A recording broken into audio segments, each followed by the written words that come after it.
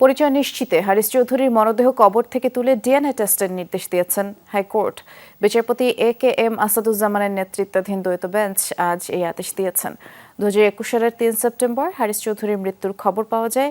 তিনি পান্থপথের এক বাসায় নাম পাল্টে মাহমুদুল হাসান নামে বসবাস করতেন। সাভারের একটি মাদ্রাসার কবরস্থানে মাহমুদুল হাসান নামেই তাকে দাফন করা হয়।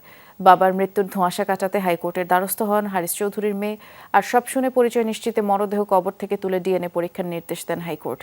মেয়ে সামিরার দাবি, বাবার মৃত্যুর পরও জীবিত দেখাতে উঠে পড়ে লাগে একটি মহল। সামাজিকভাবে প্রশ্নবিদ্ধ হয়েছে তার পরিবার। আইনজীবী বলছেন, হারিস চৌধুরী একজন বীর মুক্তিযোদ্ধা, আর সে কারণে যথাযথ পরিচয় প্রাপ্য সম্মান দিয়ে তাকে দাফন করা উচিত। এত কষ্ট দিয়ে ওনাকে মৃত্যুর মুখে ঠেলে দেওয়ার পরও ইটস নট সাফিসিয়েন্ট। তার ফ্যামিলিরও সাফার করতে হবে, হ্যারাস্ট হতে হবে, প্রশ্নবিদ্ধ হতে হবে। গভর্নমেন্ট সেই সময়ে ওনার প্রকৃত পরিচয় অনুযায়ী কোনো ডেথ সার্টিফিকেটও দেয় নাই। একজন মুক্তিযোদ্ধা হিসাবে ওনার যে প্রাপ্য সম্মানটুকু ছিল সেটিও দেয় নাই।